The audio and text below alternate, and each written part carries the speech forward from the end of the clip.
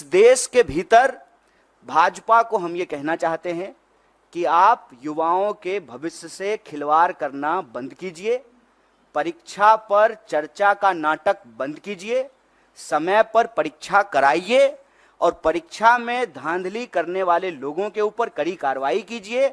और इस देश के भीतर जितने भी रिक्त पद हैं उनको इमीडिएटली जो है आपको भरना चाहिए।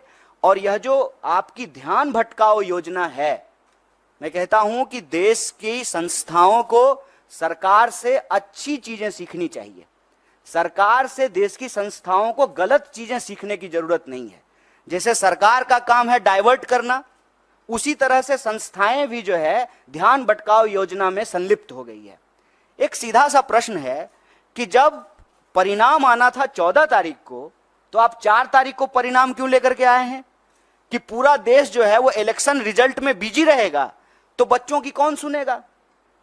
माँ बाप भी जो है टीवी पे बैठ करके इलेक्शन रिजल्ट देख रहे होंगे, तो जो रिजल्ट में गड़बड़ी हुई है उसके बारे में कौन सुनेगा?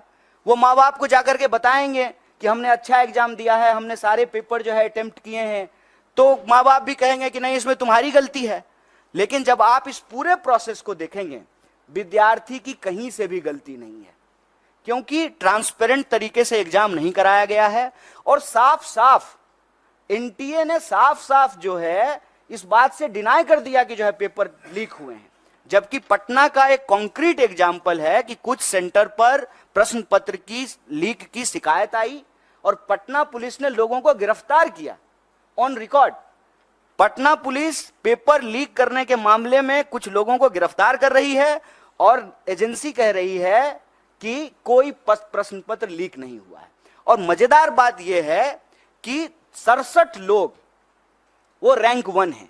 और उससे भी एक मजेदार बात जान लीजिए, एक ही लाइन में 12 लोग जो बैठे हुए हैं वो सबको रैंक 1 आया है। मैं समझ रहे हैं कि इनको भी रैंक 1, हमको भी रैंक 1, इनको भी रैंक 1। दुनिया की सारी काबिलियत लेकर के हम ही तीनों बैठे हुए हैं, बाकी और जो है स्टूडेंट के पास कोई टैलेंट नहीं है। एक ही सेंटर पर एक ही रो में बैठे हुए 12 लोग टॉप कर गए हैं और 100 में 100।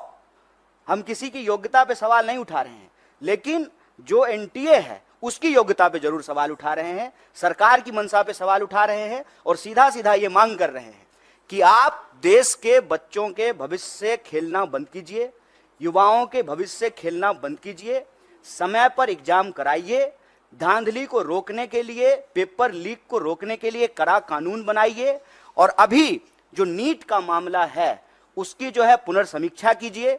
जो लोग भी कंप्लेन कर रहे हैं उसका रिड्रेसल कीजिए। और सुप्रीम कोर्ट ने, हमारे अध्यक्ष जी ने डिमांड किया है, सुप्रीम कोर्ट की निगरानी में इसकी जांच कराइए और जांच में ये गड़बड़ी, ये आरोप सही पाए जाते हैं तो आप एग्जाम को रिकंडक्ट कराइए और ये चालाकी करना बंद कीजिए कि जिस दिन जो है लोकसभा इलेक्शन का रिजल्ट आ रहा है उसी दिन नीट का रिजल्ट निकाल देते हैं। और यह जो धांधली की गई है, गड़बड़ी की गई है, बच्चों के भविष्य के साथ जो खिलवाड़ किया है, ये चालाकी नहीं चलेगी। परीक्षा पर चर्चा का राजनीतिक और इलेक्टोरल पॉलिटिकल स्टंट हम लोग देख चुके हैं।